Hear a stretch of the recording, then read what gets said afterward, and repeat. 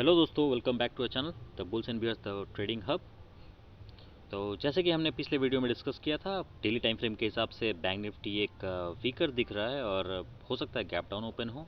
Gap down open हुआ, पर जितना गैप डाउन ओपन हुआ वो एक्सपेक्टेड नहीं था। काफ़ी ज़्यादा गैप डाउन ओपन हुआ है और क्लियर रीज़न है एचडीएफसी बैंक, क्योंकि एचडीएफसी बैंक का जो रिज़ल्ट आया था वो आ, उम्मीद नहीं था कि इतना ही ज़्यादा इफेक्ट कर देगा बैंक निफ्टी को। हालांकि वेटेज बहुत ज़्यादा है बैंक निफ्टी में एचडीएफसी बैंक का, 40% के आसपास कुछ। पर चलो ठीक है, अगर गैप डाउन ओपन हुआ है। हालांकि इस टाइप के सिचुएशन में मैं ट्रेड कम ही करूँ तो ज़्यादा मैं प्रेफर करता हूँ। हालांकि मैंने पिछले वीडियो में डिस्कस किया था कि ज़्यादा बड़ा गैप डाउन या ज़्यादा बड़ा गैप अप मैं उस दिन ट्रेडिंग बहुत ही ज़्यादा अवॉइड करता हूँ। एक परफेक्ट सिनेरियो में स्कैल्पिंग कर सकते हैं, पर एक ज़्यादा देर तक एक ट्रेड को लेकर बैठना वो अक्लमंदी का खेल नहीं होता है। चलिए डिस्कस करते हैं कल मार्केट किस तरीके से हरकत कर सकता है बैंक निफ्टी में। अगर डेली टाइम फ्रेम में हम जाएं तो डेली टाइम फ्रेम में बैंक निफ्टी एक बड़ा गैप डाउन के साथ दिख रहा है और क्लियर इंडिकेशन है कि एक बेयरिश सेंटिमेंट्स में है बैंक निफ्टी, क्योंकि इसने पिछला बाइंग्स जितने भी बाइंग्स आए हैं उसने उसको क्लोज दिया, उससे नीचे क्लोज दिया है। तो अगर हमें वापस से इसे अगर एक करेक्शन मोड में देखना है, इनफैक्ट करेक्शन मोड में है ही, अगर पुट साइड में अगर खेलना है तो यहाँ से अभी मैं फ़िलहाल कॉल को मैं अवॉइड करूँगा कॉल में बैठने के लिए। तो अगर इसे पुट में अगर हमें लेना है, हालांकि मैं ट्रेंड के साथ ही चलता हूँ, मैं ट्रेंड के अगेंस्ट नहीं चलता हूँ। अगर ट्रेंड के साथ चलोगे तो मार्केट में टिके रहोगे, ट्रेंड के अगेंस्ट जाओगे तो मार्केट आपको धक्का मार के भगा देगा। तो ट्रेंड के साथ अगर चलना है, एक बड़ा शार्प फॉल दिखा है गैप डाउन के साथ, ट्रेंड के साथ चलना है तो हमें एक परफेक्ट स्ट्रैटेजी के साथ काम करना होगा। तो स्ट्रैटेजी डिस्कस करते हैं। डेली टाइम फ्रेम में हमें दिख रहा है कि मार्केट ने अच्छा खासा नीचे क्लोज किया है और फ़िलहाल कोई उम्मीद नहीं लग रहा है कि मार्केट अभी ऊपर जाए। इसे अभी नीचे नीचे जाने का मूड बना चुका है मार्केट ने, खासकर बैंक निफ्टी ने। निफ्टी में मैंने अभी स्टार्ट नहीं किया है यूट्यूब में वीडियोस डालना, आगे चल के हो सकता है मैं निफ्टी में वीडियोस डालूँ। हालांकि मेरा फेवरेट बैंक निफ्टी है तो मैं बैंक निफ्टी का वीडियो ज़्यादा डालूंगा। चलिए ठीक है, आगे चलते हैं हम। डेली टाइम फ्रेम में जैसे हमने डिस्कस किया है कि ये बैंक निफ्टी अच्छा खासा नीचे क्लोज दिया है। एक छोटे टाइम फ्रेम में जाते हैं, 4 आवर्स के टाइम फ्रेम में जाके चेक करते हैं कहाँ बैंक निफ्टी किस तरीके से हरकत कर किया आज के दिन। तो 4 आवर्स के टाइम फ्रेम में एक शार्प फॉल दिखा है। हालांकि ये देखिए, ये मैंने एक नो गैप कैंडल्स लगा है, उसके वजह से ये आपको कोई गैप नहीं दिख रहा होगा। ये मेरे को थोड़ा सा मेरे लिए इजी हो जाता है एक चार्ट को समझने में। गैप अप गैप डाउन होता है इंडियन स्टॉक मार्केट में, इंडियन इंडेक्स में। तो ये क्या करता है, अगर मैं इसे अगर मैं ऐसे क्लोज कर दूँ तो ये इस तरीके से दिखेगा। अगर मैं इसे ओपन कर दूँ तो मेरे को मुझे इस तरीके से दिखेगा। तो ये मेरे लिए आसान हो जाता है समझने में चार्ट को। खैर, तो अगर बैंक निफ्टी इसे अगर नीचे जाना है तो हमारे पास नीचे में लेवल कौन सा है, नीचे में जो लास्ट सेलिंग मूवमेंट है, लास्ट सेल, ये लास्ट सेलिंग मूवमेंट है। इस लास्ट सेलिंग मूवमेंट को मैं मार्क कर लेता हूँ। ये लेवल मेरे पास अभी फ़िलहाल है। ओके, हो सकता है हमें यहाँ पे कुछ एक रिजेक्शन मिले, पर वो रिजेक्शन कंफर्म होगा अपसाइड के लिए वो श्योर नहीं है। तो हमें कंफर्मेशन के लिए हमें 4 आवर्स के टाइम फ्रेम पे चेक नहीं, हमें छोटे टाइम फ्रेम में चेक करना पड़ेगा। रिजेक्शन हमें दिखेगा, ऑब्वियसली दिखेगा, पर उसका एक स्ट्रैटेजी होता है। हालांकि स्ट्रैटेजी अभी मैं डिस्कस नहीं कर रहा हूँ इस चैनल में, स्ट्रैटेजी धीरे धीरे मैं लाऊंगा चैनल पे। किस तरीके से हम इस चीज़ को समझ सकते हैं कि बैंक निफ्टी अब कहाँ पे रिजेक्शन लेने वाला है, कहाँ पे नहीं लेने वाला है। और अपना जो लोएस्ट पॉइंट है बैंक निफ्टी का अभी बेरिश मूवमेंट में वो 42,000 के आसपास है। आप लोग को लग सकता है कि 40,000 अभी बहुत दूर है, पर स्टॉक मार्केट में कोई भी चीज़ दूर नहीं होता है। अगर किसी चीज़ को ऊपर जाना है तो वो ऊपर जाता है, गैप अप करते करते लेके जाए या गैप डाउन करते करते लेके आए। तो दोस्तों मैं एक चीज़ बता दूं कि मैं आज मैं स्पॉट प्राइस भूल चुका हूं, पर एक स्पॉट प्राइस को मैंने एक कैरी फॉरवर्ड किया है पुट में। वो मेरा एक उम्मीद है कि कल अगर जैसे कि लास्ट कैंडल जो क्लोज हुआ है 4 आवर्स में, वो एक बेयरिश ही मान सकते हैं, पर मुझे लगता है कि वो एक पुट साइड में एक मोमेंटम दे सकता है सुबह, या गैप डाउन ओपन होने का भी चांसेस है। हालांकि मैंने गैप डाउन ओपन होने के लिए मैं पुट में मैंने कैरी फॉरवर्ड नहीं किया है। अगर ये गैप अप भी होता है तो मैं उस पुट को मैं कैरी करूँगा कुछ देर के लिए। मेरा जो लास्ट स्टॉप लॉस मैंने सोचा नहीं है कहाँ लगाने वाला हूँ। मैं अभी फ्री हूँ, मैं अभी उसका स्टॉप लॉस मैं नहीं सोचा हूँ कहाँ लगाऊंगा, पर देखते हैं कल कहाँ गैप अप गैप डाउन होगा।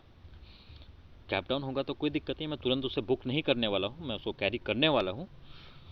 गैप अप ओपन हुआ तो भी मैं उसे बुक नहीं करूँगा।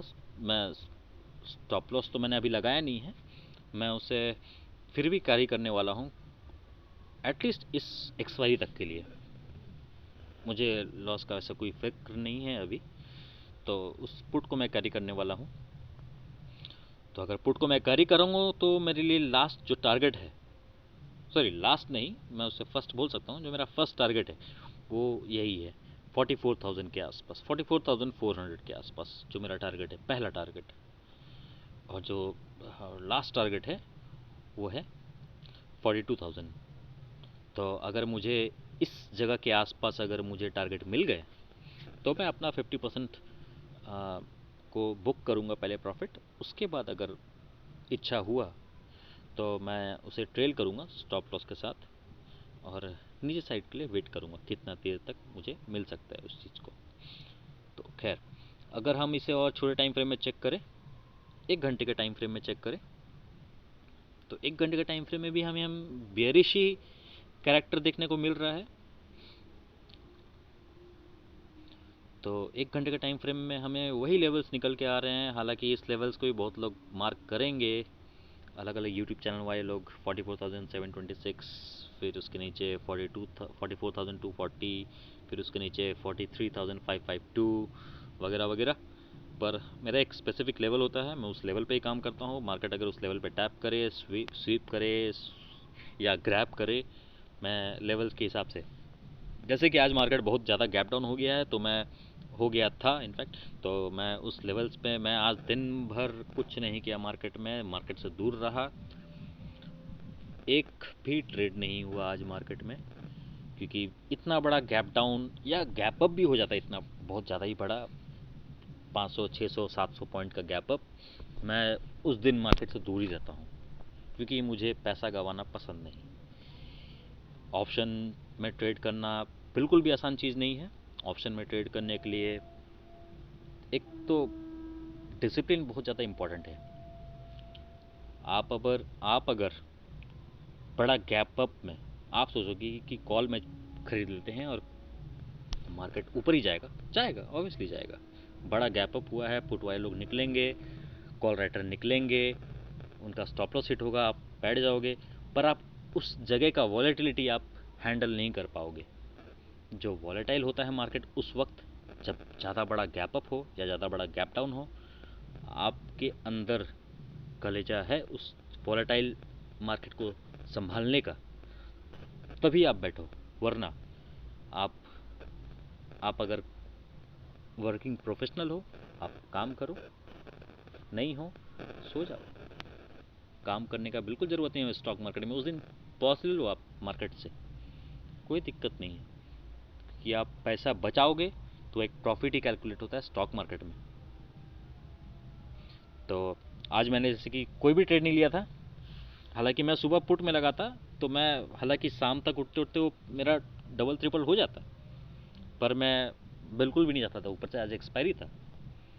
तो मैं एक्सपायरी के दिन ये सब फॉल, ये सब चीज़ मैं बिल्कुल अवॉइड करता हूँ।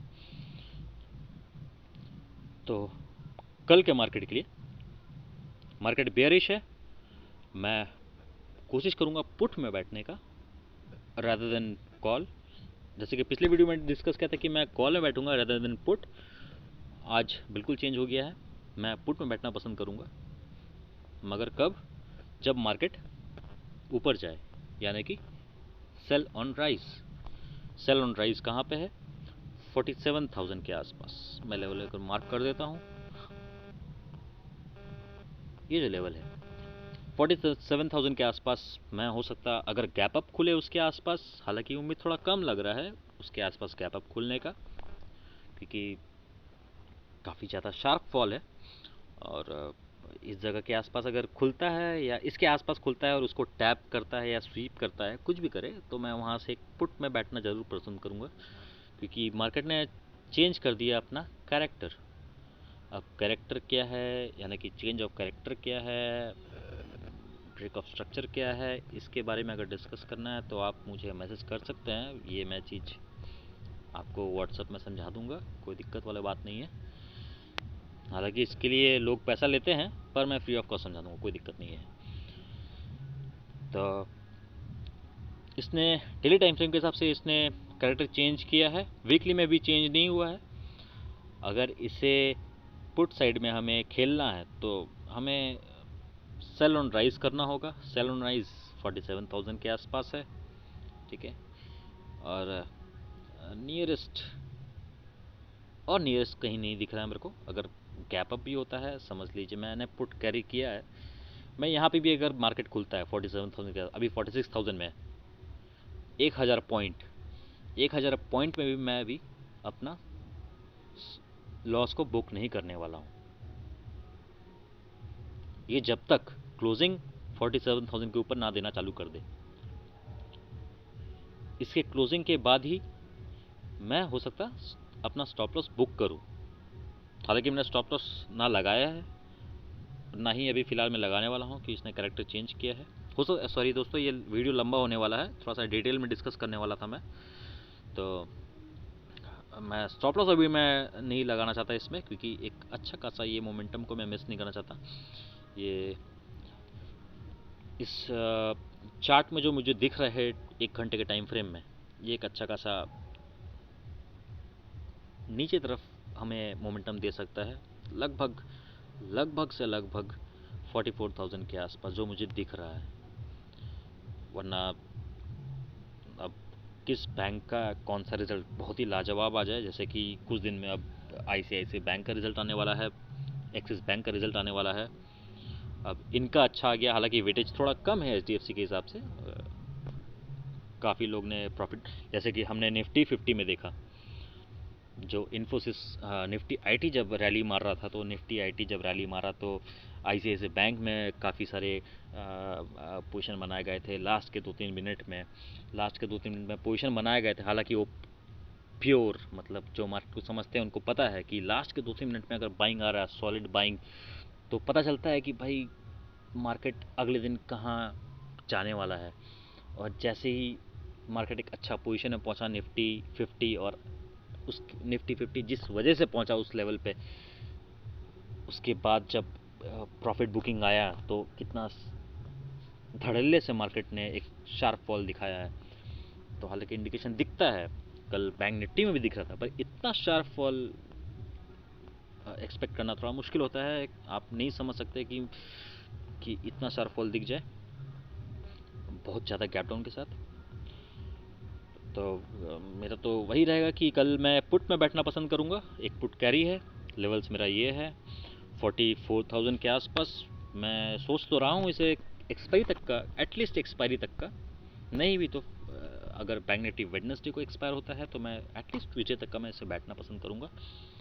चाहे वो ट्यूजडे तक का अगर इस लेवल तक ना आए तो हो सकता है मैं उसे या लॉस में बुक कर लूँ या प्रॉफिट में बुक कर लूँ।